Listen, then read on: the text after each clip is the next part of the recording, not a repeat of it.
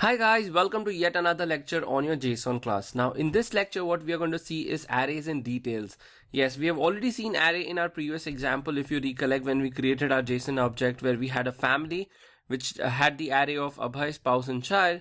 So you can easily see that arrays can be possible in your JSON object. Now we will see arrays in details in this particular lecture. So let's get started with it. So arrays in JSON are almost the same as arrays in JavaScript. In JSON, array values must be of type string, number, object, array, boolean or null. In JavaScript, array values can be of any of these types, which is string, number, object, array, boolean or null, plus any other valid JavaScript expression including functions, dates and undefined. Now in this example that you see on the screen, the family, right? So this is nothing but a key which is family key and it has a value of array assigned to it. And the way you can access the value for any particular array is you can just do a console.log, let's say, and then we do my object dot, in this scenario it will be family, and then the position of the array element. So if you do that, I think when we go back to the console, close the output, run, you should get the value of that particular array element. Now what if you want to loop through the array element? Well, again, it is very easy to loop through the array element because the moment you do a myObject.family, you will get your array values or the array, actual array. And then iterating over an array is very similar to what you have in JavaScript. So let's say, for example, you can use the for loop and you can say I in my object dot family,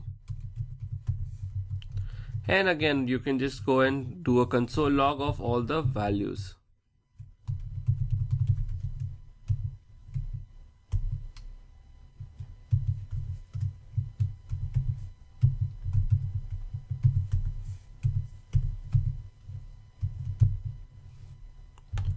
Let me comment this out. And let's clear the console, run it again, and you can see all the three values get displayed onto the screen. So you can use that. You can also use a for loop, which is just the same for loop that we always have. So let me just comment this console log and let me show it to you with the actual for loop that we have. So you can just do like I is equal to 0, I is less than the value which is there, which is my object dot family dot length, so it should be less than the length, and I plus plus. So this is your traditional for loop that you will have, and you can again do the console log inside this. I'm going to copy this console log so that we don't have to write it again. And once you clear the console, the answer should still remain the same, all three the same. Now you can also have nested arrays in JSON objects. Now values in an array can be also another array or even another JSON object altogether. So let me show it to you as an example. So let me clear this family up.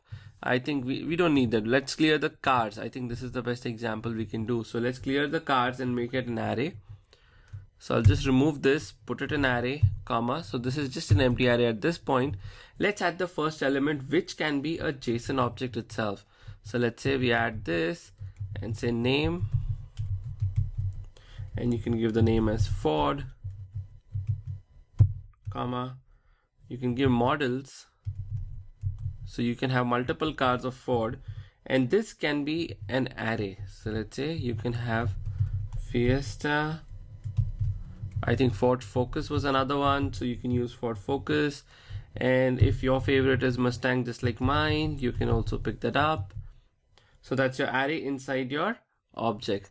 Now once you have this object, you can have another object which looks similar to this, which is having a name and model. So let's say you will have a name and then of course a value, and this, in this scenario, we can just go for a BMW and then the models. So there are multiple models for BMW, like 320, like 528 and 535, I think. So yeah, one of these. So let's say we can just give an array actually, and here we can give the values. So let's say 320 comma 528. I think this should be good enough for the number of cars we have. Let's go to another one. Let's say I have another fleet in my cars, and I call it, let's say Fiat. So that should be the value. And of course you can give the models for the fiat. The models can be, let's say, 500, or you can have the panda. So now what we have is, we have cars, which is an array, and each of the elements of car, or probably each of the array element of cars, has an object which itself is a JSON object. So the way you can access it is, you can go to my object, iterate over cars, and you can get this object. Once you get this object, you can get the name and the models, and if you want to iterate over the models, you can write another for loop for it. So let us see that in an example. So let me just actually comment this out so that we do not have to worry about it, and let it go a little down, so that let's go down here and let's try to access the cars object. So let's write our for loop out here. So for I in, let's say, my object dot cars. So I got my for loop started.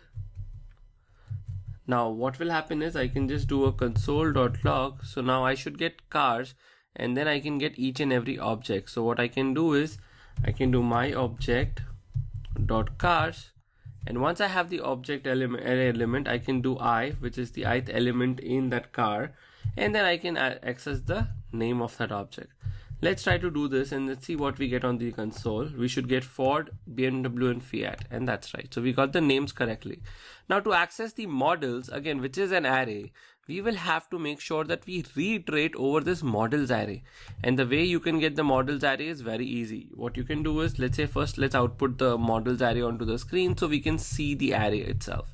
So let's say cars I dot models. So every time you do this, it will actually print out all the models for that particular brand. Let's say Ford has these array items, BMW and Fiat. Now you already have the models array. All you have to do is print it out one by one, or you can access them one by one. So whatever you want to do. I'm going to comment this out because this is like an easy hack to actually print the array out. But let's access the individual element. Let's access the second element of all these models. So the way you can do it is very easy. Let's say, actually let's display all using a for loop, so it's easier that way. So for j in my object, well, I already got the I element, so I can do a cars of ith element dot models. So now I have the array that I'm going to loop through, and I have the jth element to actually give me the position of the array item. So I can actually copy this completely and then get the element. So let's do a console.log, the complete, the in condition I'm copying, and then I'm going to put a jth element here. So again, this is going to give a similar result to what we have here, but rather than having all as an array displayed, it will display each and every element in a new line. Let's run this and see. I think it's not yet cleared. Okay. So Ford has Fiesta, Focus, Mustang, BMW got 2 models, 320, 528, Fiat got 500, and Panda. So that's how you can actually have your array inside your JSON object, as well as have multiple objects inside an array. So it's very, you can go to n level if you want to, and you can actually represent your entire database if you want to as a JSON object. Well, again, you might have to come up with good standards to be able to do that. Now that being said, let's say if you want to update a particular item in an array, let's say for family, I want to update instead of spouse, let's say I want to update it to a partner. So in that scenario, the updation is very easy as well. So what you will do is, you will do a my object dot family, because now I have the array, and then I have the first element because the 0th is Abhay, the first is spouse, and then I can just do an update to it. So this is equal to, let's call it as partner. And now if I do a console log of family, you can see that the updated value will be represented in the array. So let's clear this, run it, and you can see the array got updated. Instead of spouse, now I have a partner. Similarly, if you want to delete something from the array, it is also very equally easy. All you have to do is do a delete. You can do a my object dot family, and of course I shouldn't delete anything from family, that's not a good practice, but let's remove the child from this, and let's see the family array again after the deletion happens. Let's clear it, run it, and you should see this becomes an undefined. So now the array element is gone. The child is no longer there in the family. So that was all about arrays in JSON object. Now, if you have any questions around arrays, feel free to let me know in the Q&A section or in the comments below, and I will be very happy to work with you. In any case, I will see you in the next class.